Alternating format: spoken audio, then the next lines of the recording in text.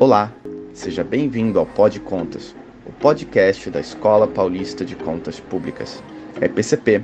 Eu sou Maurício Bento, servidor da Escola de Contas, e no episódio de hoje conversamos com Elise Massardi da Fonseca, mestre e doutora em Saúde Pública pela Escola Nacional de Saúde Pública da Fiocruz, doutora em Política Social pela University of Edinburgh, no Reino Unido, e professora da FGV São Paulo.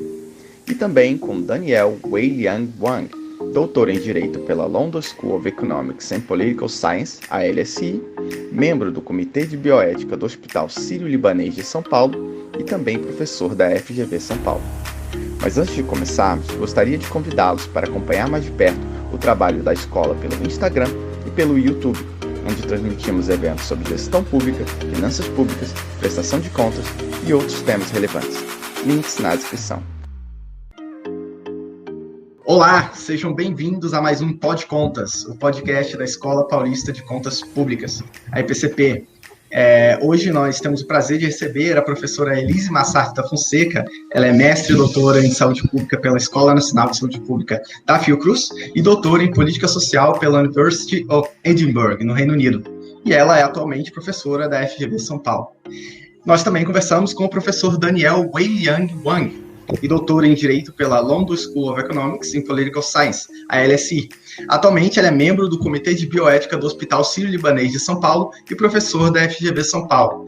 Elise e Daniel, muito obrigado aí por toparem conversar conosco. Obrigada, Maurício. Prazer estar aqui. E também é um prazer estar aqui com o Daniel, meu colega e coautor. Obrigado, Maurício. Obrigado, Elise, também pela companhia. Perfeito. Elise e Daniel, vocês são dois aí, pesquisadores que atuam também com áreas de economia, de direito e com a área de gestão, focado em saúde. E hoje esse tema, querendo ou não, é o tema talvez maior, não só no Brasil, como no mundo. Pensando nisso, por causa da pandemia, é claro, pensando nisso, em termos de gestão, como vocês avaliam aí as ações de combate à pandemia no Brasil? Tanto pelo setor público, né, União, estados e municípios, que têm tomado aí diversas medidas para combater a pandemia, como também pelo setor privado. Como vocês avaliam essas ações? Eu posso começar e passar para o Daniel, então, tá? Claro, Elise. Eu acho que essa pergunta ela tem duas partes. A resposta dela tem duas partes. Assim. Primeiro, a gente tem que entender o que é uma resposta à pandemia do Covid, né? A gente sabe que é uma doença contagiosa, infecciosa, contagiosa, que a gente conhece pouco sobre ela, e que a OMS tem diretrizes para como os países deveriam responder a pandemias como essa. Né? Então, assim, a gente tem uma orientação, uma diretriz de um órgão que coordena a saúde pública no mundo. Que medidas são essas? A gente começou lá atrás com as medidas não farmacológicas, uso de máscara, que depois a gente foi conhecendo melhor sobre isso, distanciamento social, restrições de viagem, dependendo de como está a situação da pandemia no país, testagem, enfim, a gente tem uma série de diretrizes do que precisa ser feito, né? O que acontece no Brasil? Assim, o Brasil escolheu, uma das coisas que a gente precisa fazer é também ter uma resposta coordenada num país continental como nós temos aqui. Então, os estados, os municípios e o governo federal é responsável por coordenar essas ações. Cabe ao Ministério da Saúde coordenar as ações de saúde no Brasil. A política de saúde no Brasil está organizada dessa forma, né? O Ministério da Saúde faz as determinações e os estados e municípios seguem essas determinações. Não vou entrar aqui nos detalhes da gestão pública de saúde, mas a gente pode conversar disso depois se alguém tiver interesse. Mas, enfim, o que aconteceu no Brasil? A gente teve sucessivas trocas de ministros, o que no meio de uma pandemia, o que dificulta a continuidade e a resposta à pandemia. A gente tem tem tido, né, interferências muito grandes do presidente no Ministério da Saúde, em direção às suas preferências políticas, e isso também prejudica a coordenação. Então, a gente teve uma série de ações controversas que fizeram com que o Brasil tivesse mais dificuldade para responder à pandemia, né? E eu acho que isso é um ponto que a gente tem que destacar sem dúvida nenhuma. o que sobrou? Assim, os estados, na ausência de uma coordenação federal, de uma resposta federal, os estados tomaram para si essa responsabilidade. É muito difícil, como eu já disse, a gente ter ações de controle a doenças infecciosas onde cada um faz o seu, né? Um decide decretar lockdown, o outro decide fazer distanciamento social menos rigoroso, e numa doença como essa, esse tipo de resposta ela não é a mais efetiva. Então, assim, se você me pergunta como é que está a gestão pública e privada no Brasil, o SUS, a gente já sabe que tem capacidade de responder a pandemias. A gente viu isso no passado, com o caso da AIDS, com o caso da Zika, mas capacidades estatais sozinhas não são suficientes, né? E é isso que o Covid mostra para a gente. Então, a gente tem países como Itália, Espanha, que também têm sistemas de saúde robustos e que têm capacidade de resposta, mas só isso não é suficiente. A gente precisa, nesse momento, de coordenação, a gente precisa de políticas baseadas em evidência, a gente tem pouco conhecimento sobre o Covid, então o que a gente tem disponível deveria ser colocado em prática. Não existe tratamento para esse tipo de doença, não existe tratamento precoce, mas isso são decisões que têm sido propagadas, né? Pelo presidente, pelos seus apoiadores, e que isso dificulta realmente a gente entender o que é a doença, isso dificulta a população seguir as regras de distanciamento social e causa uma confusão. Num momento como esse, que a gente está na vacina, isso é perigosíssimo, né? O Brasil é um país que não tem histórico de hesitação vacinal.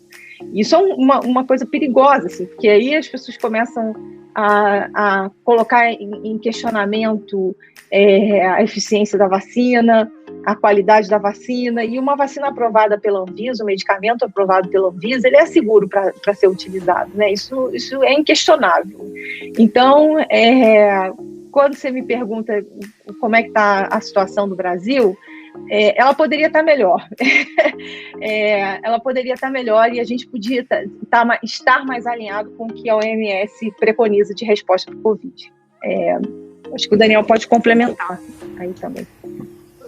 O que eu vou falar complementa muito o que a Elise acabou de dizer, mas eu trago talvez uma outra instituição que é o Judiciário, para explicar muito do que a Elise está descrevendo para a gente, né? Assim, a pandemia no Brasil, a resposta à pandemia, ela foi marcada desde o começo por um conflito entre governo federal e diversos governos estaduais. Esse conflito ele foi resolvido, de alguma maneira, pelo Poder Judiciário, o STF, quando ele atribui aos estados uma série de poderes de tomada de decisão. Então, por exemplo, questões de intervenções não farmacológicas, né, distanciamento social, o STF falou todos os entes têm competência, mas na prática não deixou em nenhum momento que o governo federal impusesse a sua decisão sobre os estados. Então, no fundo, os estados tiveram autonomia para impor suas medidas de restrição social. Outras decisões também que garantiram poder aos estados. Em diversos momentos, o governo federal tentou requisitar bens que foram comprados por estados, mas o STF falou, não pode requisitar esses bens. Esses bens foram comprados pelos estados, são dos estados, que também garante algum poder e autonomia para os estados. Mesmo na vacinação, né, a vacinação no Brasil ela sempre foi centralizada, ou sempre teve uma direção central, que era da União, ela que comprava e que distribuía, né? O STF permitiu que, para a Covid, estados pudessem ter sua própria política de vacinação, pudessem até mesmo importar essas vacinas, e, se for o caso, poderiam até impor a vacinação compulsória. Ou seja, é uma novidade numa política de vacinação tão estadualizada. Do ponto de vista jurídico, acho que a gente pode ter várias discussões, mas do ponto de vista pragmático, foram decisões acertadas do Supremo, porque impediram a União de nos distanciarmos ainda mais do que preconiza a Organização Mundial de Saúde. Mas, assim, é lamentável que numa situação como essa, o governo federal, ao invés de ser o ente que lidera, é o ente a ser contido. E, em grande medida, felizmente, o Supremo conseguiu contê-lo. É verdade, realmente hoje, como um país, uma federação, o papel da União de coordenação costuma ser o mais importante, né? E os estados, cada um contribuindo da sua forma, o estado de São Paulo sendo os que mais contribuiu aí. Porém, o Daniel mencionou um pouco a vacinação, né? Vocês dois escreveram um artigo, muito bom na Folha de São Paulo sobre a questão da vacinação, falando nisso, recomendo aí aos ouvintes, vou dar o link também na descrição. Sobre a questão da vacinação, o Brasil tem uma história muito positiva. O Daniel também mencionou que a União costuma centralizar isso, o plano aí nacional de vacinação, né, de imunização, aliás. E o Brasil, então, vacina milhões de pessoas anualmente. Porém, na questão do Covid, é uma questão extraordinária, né, uma imposição aí da realidade devido à crise. E como vocês acham que tem se saído? De maneira geral, o Brasil parece que sai muito bem, né, um case mundial sobre vacinação, mas como que tem se saído em relação à pandemia do Covid-19? O que vocês acham? Então, essa resposta levantou um pouco de polêmica assim, no artigo que a gente escreveu, né? Porque, para ser bem objetiva e bem direta assim, nessa resposta, eu diria que a gente podia estar melhor, mas a gente não está tão ruim assim, comparado a outros países, tá?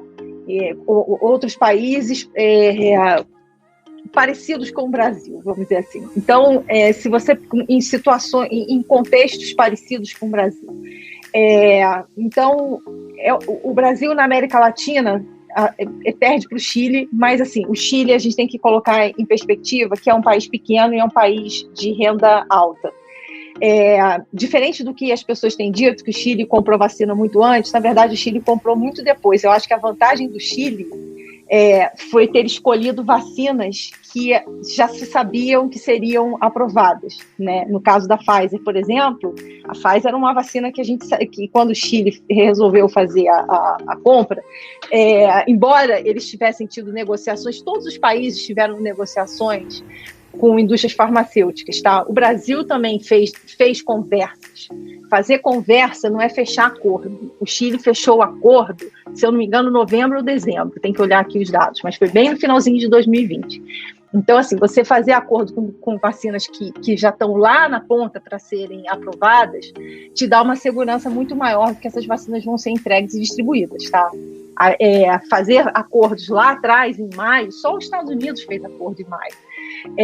É um risco muito grande. Eu acho assim, o Daniel falou uma frase para mim ontem, que olhar em retrospectiva é muito fácil hoje em dia, né? Assim, você olhar em retrospectiva, naquela época a gente não tinha as informações que a gente tem hoje. Então, assim, o Maurício, você vai entender, e os colegas aqui do TCU vão entender, que você fazer compras de risco na incerteza, com os órgãos de controle que a gente tem no Brasil, se a gente alocasse um número grande de recursos para comprar uma vacina que depois não desse em nada, isso é problemático. Até mesmo você fazer uma compra de uma vacina através de encomenda tecnológica é complicado, porque assim, você está fazendo um acordo pré-comercial, um produto que ainda não está no mercado. E eu me lembro que na coletiva de imprensa do anúncio da vacina da AstraZeneca, então, no anúncio lá da vacina da AstraZeneca, os técnicos lá do Ministério da Saúde falaram que convidaram as instituições de controle para fazer parte ali da negociação, justamente por isso, né?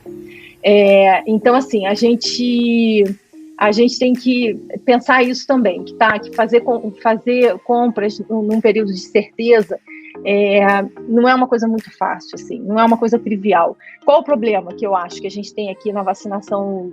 Então, assim, já te respondi que a gente não podia estar melhor, mas não está tão ruim. Eu acho qual o problema que a gente tem no Brasil. Então, falta de coordenação. Então, assim, demorou muito para o Ministério da Saúde se acertar com o Butantan.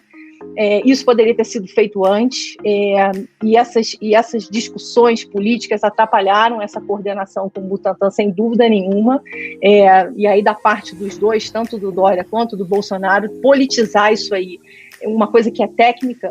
O Butantan sempre vendeu vacina para o Ministério da Saúde, isso nunca foi uma questão. Os laboratórios estaduais sempre comercializaram e apoiaram o PNI, né, e outras iniciativas, isso nunca foi um problema. Então, politizar isso aí gerou um problema muito grande em termos de coordenação de políticas.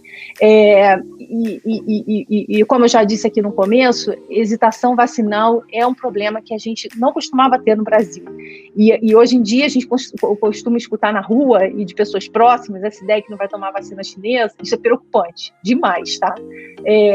Não existe isso, assim. Toda a matéria-prima do setor farmacêutico, o setor farmacêutico ele é extremamente pulverizado, a cadeia de produção farmacêutica. A China é a principal fornecedora de matéria-prima. Então, se você vai na farmácia e toma um Tilenol, você está tomando um remédio que a matéria-prima vem da China. Então, isso é uma tremenda bobagem falar isso. Assim. Uma tremendo desconhecimento e ignorância, eu diria até. Ignorância no sentido de desconhecimento, né, do que é a cadeia de suprimentos. Então, assim, em síntese, eu acho que é isso, tá? Vou passar aí a palavra para o Daniel. A ideia de que você está atrasado tem que ser colocada em contexto, porque a ideia de estar atrasado é sempre atrasado em relação a alguém ou em relação a algum parâmetro de tempo, né? Então, assim, a gente está atrasado em relação a quem? E a gente está atrasado em relação aos Estados Unidos, no volume de vacina, população vacinada, mas até que ponto você pode fazer, de fato, essa comparação entre Brasil e Estados Unidos? Ou você faz comparação com Chile, Israel, que são países de renda alta e população muito menores, né? Então, assim, atrasado em relação a quem? Então, antes de falar estamos ou não estamos atrasados, tem que dar o seu conceito de atrasado e qual que é o seu parâmetro, né? Eu acho que a questão mais interessante, é mais difícil de responder, onde a gente poderia estar caso a gente tivesse um governo melhor, tá? E essa é uma pergunta muito difícil, mas a gente só consegue começar a responder ela pensando em toda a complexidade que é você conseguir comprar vacina num contexto de competição global e de escassez, né?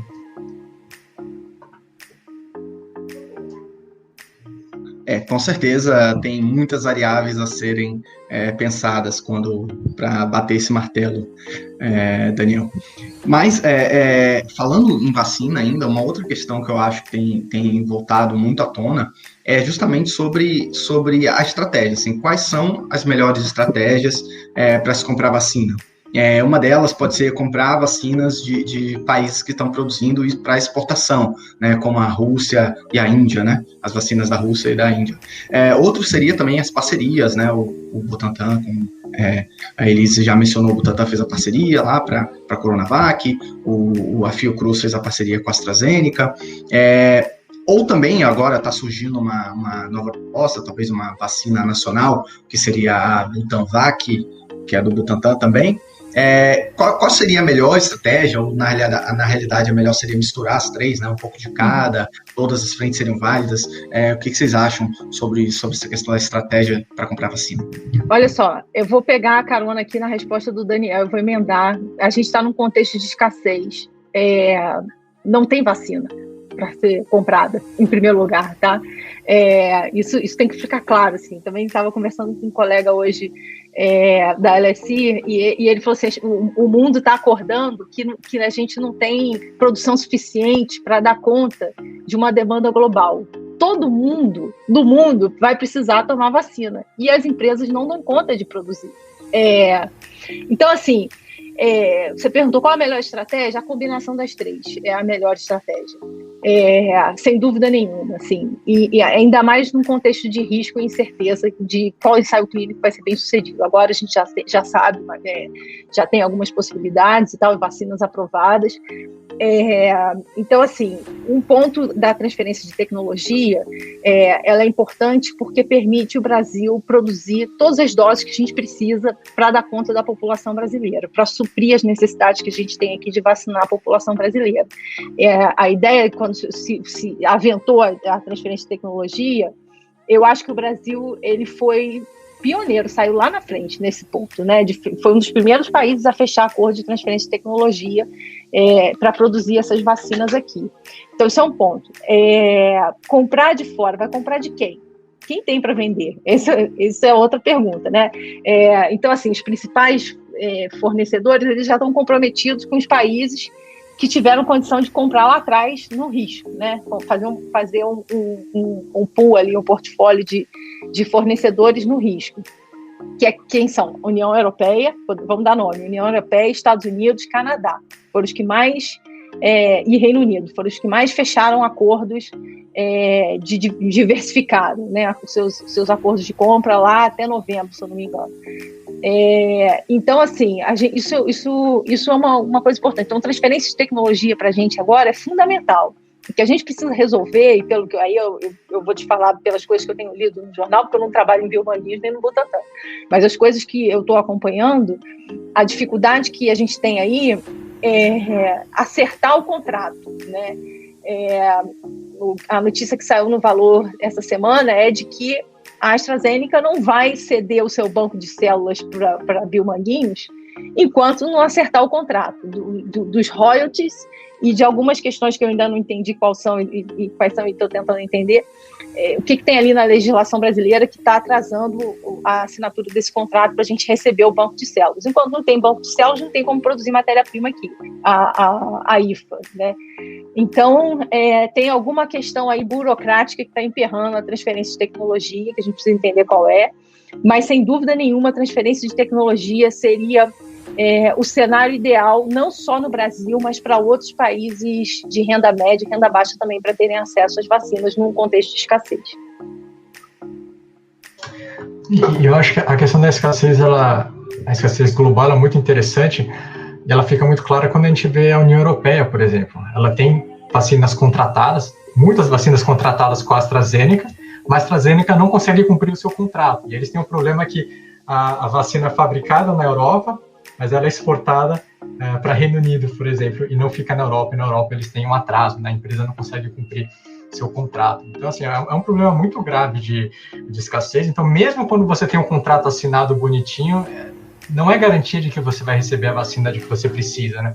E o problema hoje das cadeias globais agrava ainda mais. Então, por exemplo, a Índia, existe um debate lá se a Índia deveria parar de exportar suas vacinas para começar a vacinar a sua própria população.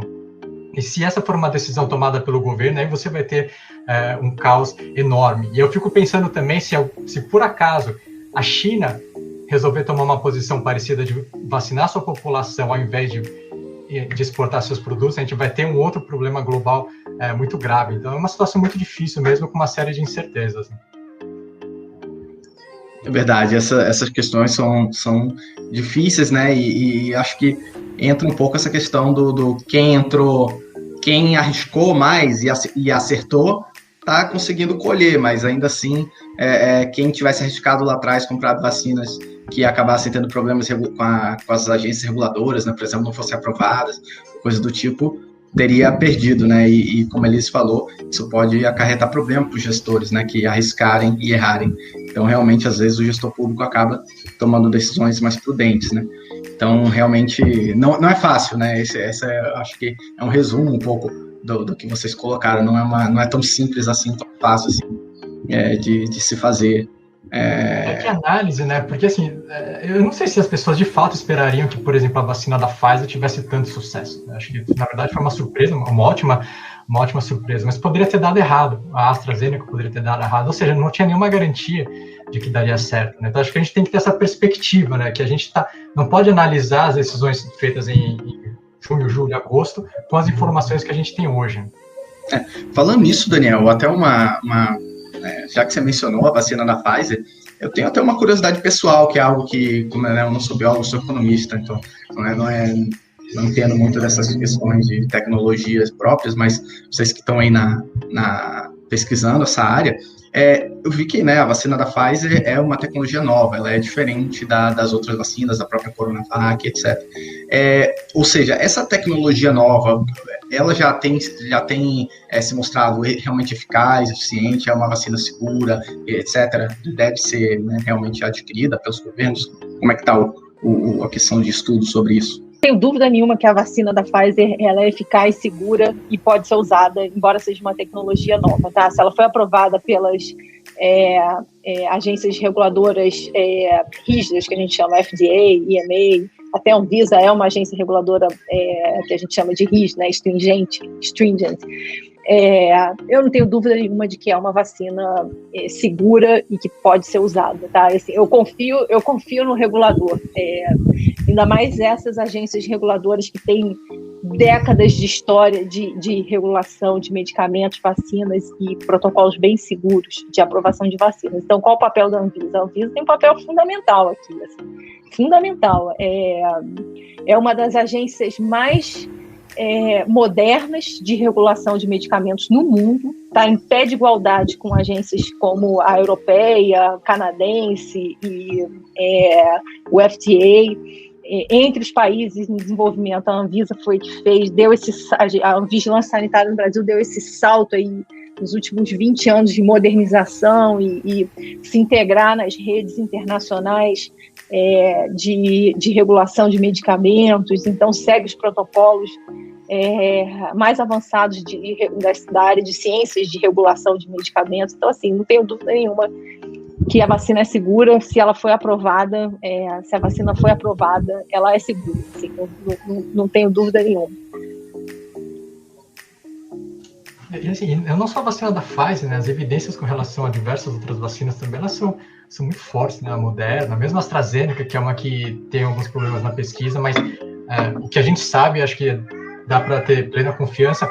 Então, acho que nessa crise, se tem uma boa notícia, né, algo que nos motiva, é a enorme capacidade da humanidade, no período de 1 ano, conseguir fazer não só uma, mas várias vacinas. Não é só um lugar, vários lugares conseguindo fazer vacinas eficazes contra essa doença, né? E claro, tem aquela coisa, se é 60%, 90%, mas ao que parece, todas elas são muito boas para evitar óbito e Covid grave, né? Que é o que realmente importa. Então, eu acho assim, é um grande passo da humanidade. Acho que a gente não deveria, quando tiver oportunidade, celebrar isso devidamente. Perfeito. Obrigado também por sanar essa minha pequena curiosidade. E falando justamente no papel da Anvisa que a Elise citou, justamente a compra que foi mais centralizada no governo federal e no governo de São Paulo, são os dois grandes players que a gente tem lido bastante na imprensa, que tem atuado mais fortemente nessa questão de combate à pandemia, mas e justamente o Daniel também mencionou um pouco essa questão sobre centralização ou descentralização. Acho que o Brasil tem um histórico justamente de um pouco mais de centralização da questão da vacinação, do governo federal ser o protagonista, e agora isso foi um pouco modificado. Mas o que vocês acham disso? Assim, qual seria a melhor estratégia mesmo? Teria sido uma centralização mais eficaz e efetiva em trazer vacina, ou justamente a fragmentação para botar as prefeituras, ou até mesmo o setor privado para buscar vacina? Olha só, Maurício, a resposta é curta e simples também. Assim, estamos num período de escassez. O Ministério da Saúde é responsável por coordenar e centralizar a compra dessas vacinas. Isso gera não só uma economia, mas também uma distribuição mais igualitária das vacinas entre o país. A gente precisa organizar a fila, né? Que em outras palavras, é a ordem de prioridade lá de quem vai ser vacinado primeiro. O papel do Ministério da Saúde também de organizar a fila. Então, assim, na ausência, eu não diria na ausência, mas na falta de informação transparente de como está sendo a compra das vacinas e do que está acontecendo, e assim, nessa dificuldade de ter acesso, os estados e os grupos privados tem se colocado como uma alternativa. Não seria a melhor alternativa, tá? Se a gente tiver o Ministério da Saúde centralizando a compra, a transferência de tecnologia, esse é o melhor cenário, sem dúvida nenhuma. Mas a gente precisa entender por que não está conseguindo ter acesso às vacinas, né? O que está acontecendo? As pessoas não sabem, eu acho que tem um problema de comunicação e transparência gigantesco aí, assim. O que está acontecendo? Por que a gente não tem acesso às vacinas, tá? E aí, assim, nessa confusão, nessa falta de esclarecimento, realmente, um Estado que está precisando... Mas, assim, tiveram autorização para comprar, mas não compraram, porque não tem ninguém para vender. Então, assim, vai se dar conta de que é isso, tem um problema de escassez, não tem de onde comprar essas vacinas, tá? Tem que tomar cuidado também com o charlatão e com aqueles que estão vendendo promessas, tá? Eu tenho sérias dúvidas se essa vacina que foi aplicada lá em Minas, ela foi da Pfizer efetivamente, ou se foi uma antitetânica que o cara tomou lá achando que era vacina da Pfizer, tá? Então, assim, porque não tem vacina para comprar. Eu acho dificilmente uma empresa como a Pfizer ia se comprometer nesse nível.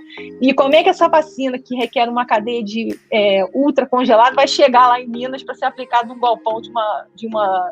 Então, assim, eu tenho minhas dúvidas em relação a isso, tá? Tem que tomar cuidado com aqueles que estão vendendo... com os falsos profetas estão vendendo ilusão, porque tem vacinas que estão por aí que não tem ensaio clínico transparente. Se não tem aprovação da Anvisa, não deveria ser comprado, tá? Pelo menos por enquanto, assim. É minha opinião sobre isso. Eu concordo com a Elise. Eu acho que existe uma ilusão de que tem um monte de vacina parada aí, por alguma razão o governo federal não vai comprar, então vou lá eu, Estado ou particular, e compro. Mas eu tenho uma série de dúvidas também. Por exemplo, na questão da vacinação privada, né, de compra privada. Em um dado momento, não sei se vocês vão lembrar, tinha um grupo de empresários que queria comprar a vacina Oxford AstraZeneca. E eu falei, mas de onde que eles vão tirar essa vacina? A Oxford AstraZeneca não consegue cumprir seus contratos com a União Europeia e vai vender para um grupo de empresários brasileiros? Isso é muito mal contado, essa história. Aí, depois veio a ideia de comprar a vacina indiana. Só que, bom, qual que é a evidência por trás dessa vacina indiana? A Anvisa, hoje, ela solta uma notícia de que ela não certificou a fábrica da Covaxin, né, que é a vacina indiana. Então, assim, eles não vão comprar essa vacina, mas o que eles sabem sobre essa vacina? Então, assim, as vacinas de fato certificadas, vacinas de fato com comprovação científica, elas estão todas ou quase todas comprometidas, então duvido que um grupo privado vai conseguir competir com a União Europeia, por exemplo, ou vai competir com algum outro país. E as vacinas que talvez estejam disponíveis são vacinas que não têm muita evidência. Então, assim, tem que ter muita cautela e cuidado com balão de ensaio e golpista. Verdade, aí seria uma bem curioso se os caras, esses empresários acabassem levando um golpe aí, né? Um pouco hilário, até tragicômico devido à situação, mas não é impossível. Eu acho que é um bom comentário, sim. Mas falando, a gente falou muito aqui já de muitas questões políticas, né, que envolvem as decisões e sobre política pública, é até natural que tenham algum tipo de influência política, porém tem se colocado se essas influências não estão passando um pouco do ponto, ou olhando pelo outro lado, se essas decisões sobre as políticas públicas para o combate à pandemia, a compra de vacinas, etc., está ouvindo evidência científica e opinião técnica. E aí eu queria também saber a opinião de vocês sobre isso, né? As decisões que estão sendo tomadas, tanto relacionadas à vacina, a medidas restritivas ou outras políticas públicas relacionadas ao combate à pandemia, elas estão tendo respaldo técnico-científico? O que vocês acham e que ponto que talvez seria possível melhorar? Eu acho que essa pergunta é difícil de ser respondida, assim, porque tem várias etapas aí na resposta à pandemia, tá? Se a gente pensar em termos de cloroquina, esse negócio de kit de prevenção, isso não tem respaldo científico nenhum, está lá no Ministério da Saúde. A gente pode discutir por que isso, né? Mas não tem respaldo científico nenhum. Tem estudos que mostram que não existe evidência suficiente de que isso aí funciona. Vou colocar por essa perspectiva. Tem um risco, acho que a gente precisava ter uma farmacovigilância, que é você acompanhar os pacientes que tomam medicamentos, o que acontece com eles depois disso, porque tem uma série de notícias aí de pessoas com problema no fígado, então assim, a gente precisa de farmacovigilância para entender as consequências de você usar isso aí. Não é uma coisa inócua que a pessoa pode tomar, assim, e vai ficar tudo bem, dependendo da quantidade do período do tempo que você tomar. Então, isso um negócio não tem respaldo.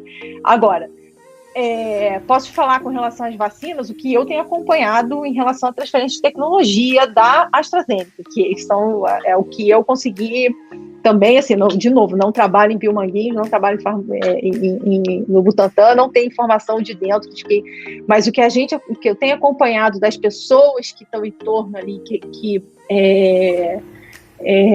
auxiliaram na decisão da transferência de tecnologia da vacina da AstraZeneca, foi uma escolha técnica formada por um comitê de especialistas, não foi uma decisão única do ministro, vou fazer essa aqui, não foi assim. Então, assim, eles fizeram várias reuniões com especialistas do IPEA, com especialistas da CONIPEC, que é a Comissão de Incorporação de Novas Tecnologias em Saúde, especialistas da Fiocruz, do próprio PNI, o comitê de aconselhamento lá das vacinas, também teve gente que acompanhou essas negociações.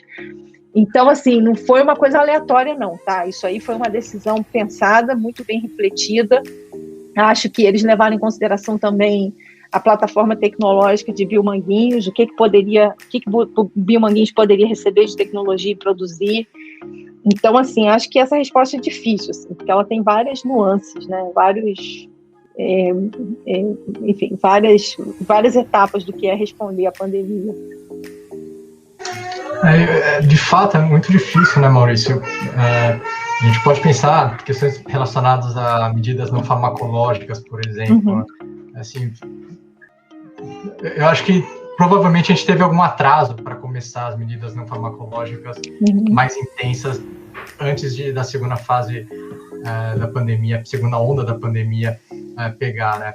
Então, assim, você tinha informação técnica, mas a decisão, ela nunca deixa de ser política, como você colocou na sua pergunta, né? Então, assim, você tem trade-offs muito difíceis aí, então, só com a técnica em si, ela não te dá uma resposta pronta. No fundo, ela é uma resposta política em que você tenta sopesar ganhos e perdas, né? Então, é muito difícil de responder. Mas acho que um aspecto em que a gente pode dizer que a gente não deixou a coisa desandar foi com relação à Anvisa, né? A Anvisa... Assim, o papel da Anvisa nunca foi diminuído. É claro, você pode discutir se a Anvisa poderia ser menos rigorosa em alguns aspectos. Por exemplo, a questão de exigir que haja pesquisa fase 3 no Brasil para conceder autorização emergencial, né? Isso que a Anvisa acabou flexibilizando mais recentemente. Você pode falar, olha, a Anvisa poderia ter flexibilizado um pouco mais, poderia ser menos exigente, poderia ter arriscado um pouco mais. Acho que essa é uma discussão válida, mas em momento algum deixaram a Anvisa de lado ou passaram por cima da Anvisa. Isso é muito importante. Existe o grande risco, né, nesse desespero, das pessoas já verem a Anvisa como um mero entrave burocrático, como uma mera papelada a ser resolvida. Mas não, a Anvisa é uma garantia, como a Elise falou, de que a gente vai ter vacinas seguras e eficazes. Porque imagina se entra uma vacina e ela começa a dar problema. Você coloca em risco toda a política de vacinação, você joga uma desconfiança enorme na população, não só com relação àquela vacina que entrou, mas com relação a todas as vacinas. Então, assim, o papel da Anvisa ele não pode nunca ser diminuído. E, de fato, até hoje não foi, né? Até hoje não foi. É verdade, né? O papel de garantir segurança e eficácia para a vacina não seria só para essa, teria impacto para frente, poderia colocar o Brasil em risco sobre outros aspectos, né? E outras doenças que vacinas hoje são muito importantes para ajudar a prevenir. Mas é isso, adorei a conversa, muito, muito esclarecedora. Elise, Daniel, muito obrigado aí pela conversa, pelos insights super interessantes. Eu mesmo saio enriquecido aqui pelo papo. Obrigado. Obrigada, Maurício, prazer. Obrigado, Maurício, pelo convite. Obrigado, Elise, pela companhia. Valeu, Daniel.